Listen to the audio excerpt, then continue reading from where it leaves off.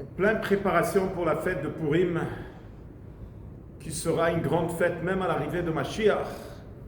C'est le moment d'approfondir dans l'histoire de la Megillah, où c'est marqué dans la Mishnah, Hakoret Megillah le Mafrea lo yatsa, c'est lui qui lit la Megillah à l'envers, chapitre 10 et après chapitre 9.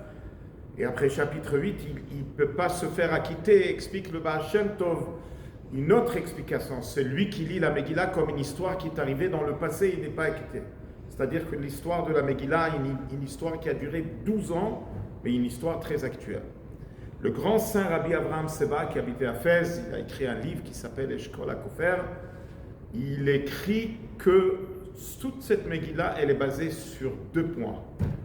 Vengeance en Vashti et vengeance en Haman. Car les deux ont empêché la destruction du deuxième Beth Amikdash. Alors Vashti a été puni et Haman a été puni. En d'autres mots, l'histoire de la Megillah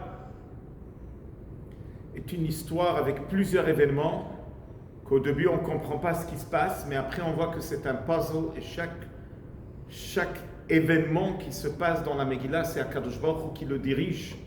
Et tout cela, c'est pour arriver à un seul but. Car quand Esther elle a rencontré Achashverosh, il lui dit « Qu'est-ce que je peux faire pour toi ?» Et il dit jusqu'à la moitié de la royauté. Et ils disent nos sages « Chatzia Malchut » quelque chose qui bloque la royauté, c'est-à-dire ne me demande pas pour la construction du Beth Amikdash. Alors on voit dans la Gemara quelque chose d'incroyable, que tout le monde savait que le prophète Yirmiyahu, il a annoncé qu'au bout de 70 ans, le juif retourne à construire le deuxième Beth Amikdash, mais seulement ce n'était pas clair les 70 ans comment on compte. Est-ce qu'on compte 70 ans depuis la destruction du premier temple, ou 70 ans depuis que le roi Nebuchadnezzar est monté au pouvoir, ou 70 ans depuis que le roi Yechonia est parti en exil? Alors Belshazzar, qui était le fils de Nebuchadnezzar, lui il a compté 70 ans depuis que Nebuchadnezzar est monté au pouvoir. Quand il a vu que 70 ans sont passés, il a dit la prophétie ne s'est pas réalisée, eh bien, il a utilisé les kélim de Beth Amikdash et la même nuit, il s'est fait tuer. Maintenant, Achashverosh, il a compris que le conte de Belshazzar était une erreur. Alors lui, il a dit, on va compter depuis que les Juifs sont partis en exil. Mais il y a deux étapes en exil. La première étape, c'est que le roi Yehoiachin est parti en exil, mais c'était encore avant la destruction du deuxième temple. Alors quand les 70 ans sont finis, quand c'était 3 ans de sa royauté, comme il dit dans la Megillah, Bishnat Shalosh le Molcho, il a fait un festin qui a duré 180 jours, et il a sorti les ustensiles de Beth Amikdash, et il les a utilisés. Et lui aussi, il a été puni, que sa femme Vashti se fait tuer. Alors, on voit que Achashverosh, toute sa fête, elle était parce que il ne voulait pas qu'on construise le Beth Amikdash. Incroyable que la fin de l'histoire, c'est que Achashverosh, quand il se renversait pour le bien du peuple juif, il a offert la maison de Haman à Esther.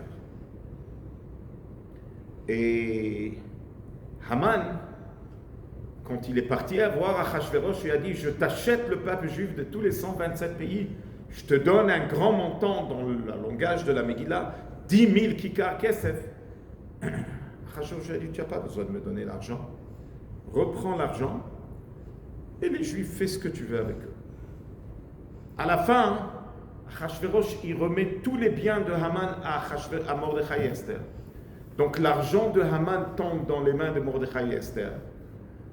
Et qui sait, 3 ans, l'histoire de Purim est arrivée dans l'année 3405, 3408, 3 ans plus tard, il commence déjà à se préparer à construire le deuxième temple. Il commence à préparer les besoins de la construction. Donc on parle carrément 3 ans après l'histoire de la Megillah, ils sont partis construire le deuxième temple. Qui c'est qui a construit le deuxième temple? C'était le fils de Esther et Achashverosh, qui s'appelait Deryavesh. Et ils ont utilisé l'argent de Haman pour construire le deuxième Beth Amikdash. Ça vous montre que tellement des événements, mais à la fin c'était pour amener vers quelque chose de grandiose, la construction du Beth Amikdash, du deuxième Beth Amikdash qui était plus beau, qui était plus grand que le premier Beth Amikdash. Et toute la lumière de la Torah Sheval Peh s'est dévoilée dans ce deuxième Beth Amikdash. De là, on peut comprendre quelque chose d'extraordinaire, que nous tous, quand dans cette situation critique qu'on se trouve, qu'on a besoin des grandes miracles pour Am Israël, parce qu'on a le même ennemi, comme c'est marqué dans la Megillah qu'il y avait un ennemi qui voulait tuer, exterminer le peuple juif. Ça veut dire qu'il voulait exterminer les jeunes, les vieux, les femmes, les enfants dans un jour. On fait face à la même chose. Ce qui est arrivé le 7 octobre, c'est un ennemi qui voulait dans un jour, que Dieu préserve, si Hezbollah aurait été impliqué, si Juda et Samarie auraient été impliqués, ça aurait été la plus grosse catastrophe.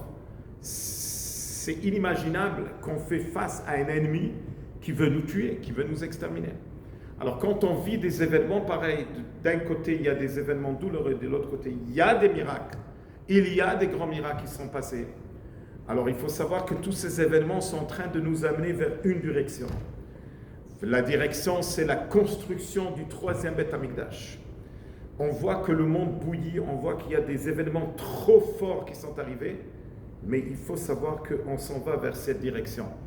Donc on doit faire très très attention à la mitzvot de Purim, à la mitzvah de même Machatzit Shekel, la mitzvah de même Mikra Megillah, lecture de la Megillah, d'écouter 2 fois la Megillah, jeudi soir et vendredi. La mitzvah de Mishloach Manot, de s'envoyer des cadeaux, 2 sortes de manger minimum à une personne, qui commence aussi avec la lettre même, Mishloach Manot, et encore une mitzvah encore plus grande, de s'occuper des pauvres, minimum à 2 pauvres, encore une fois avec même Matanot la Violim, mais après faire même le Mishté de Purim, et tous ces mêmes vont nous amener le grand même qui est l'arrivée de Mashiach Tzidkenu Bekarov Mamash. Purim Sameach et Shabbat Shalom.